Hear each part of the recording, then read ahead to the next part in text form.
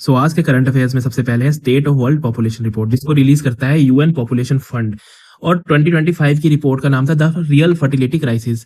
इसमें इंडिया से रिलेटेड कुछ इंपॉर्टेंट फैक्ट्स हैं, जैसे कि इंडिया की करंट पॉपुलेशन है 146.39 करोड़, और जो कि पीक कर जाएगी यानी कि हाईएस्ट लेवल पे आएगी 170 करोड़ के बाई 2060। और इंडिया का करंट फर्टिलिटी रेट बताया गया 1.9। फर्टिलिटी रेट क्या होता है कि दो यानी कि एक मेल और फीमेल एक कपल मिलके मैक्सिमम कितने ऑन एन एवरेज कितने बच्चे पैदा करते हैं। इंडिया का एक और प्लस पॉइंट है कि इंडिया की 68% पॉपुलेशन जो है वर्किंग एज पॉपुलेशन है, मतलब कि 15 से 59 के बीच में है।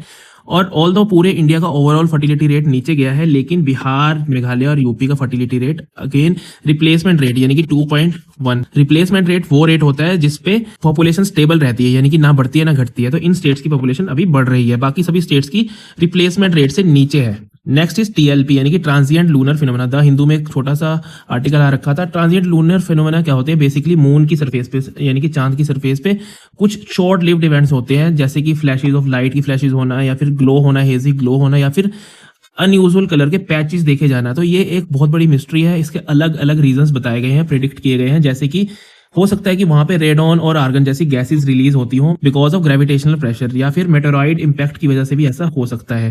देन एफएटीएफ, तो पाकिस्तान के ऊपर एक आर्टिकल था कि वहां पे टेरर फंडिंग की बात होगी एफएटीएफ में। तो FATF is financial action task force, और इसका मेन पर्पज है मनी लॉन्ड्रिंग और टेररिस्ट फंडिंग से रिलेटेड चीजों को देखना। ये इंटर गवर्नमेंटल बॉडी है, 1989 में ये बनाई गई थी पेरिस में G7 समिट के दौरान, और इसका हेडक्वार्टर्स पेरिस फ्रांस में है।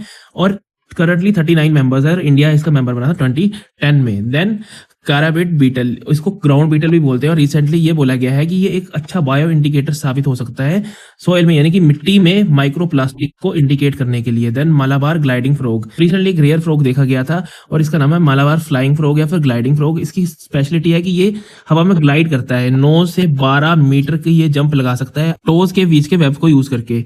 तो ये एक तरह का ट्री फ्रॉग है, मतलब ट्रीज पे ये रहता है, और ये वेस्टर्न घाट को एंडेमिक है, मतलब सिर्फ वही मिलता है, और IUCN स्टेटस है लीस्ट कंसर्न। तो this is all for today. Please like, share and subscribe IS Foundry for more such videos. Thank you so much.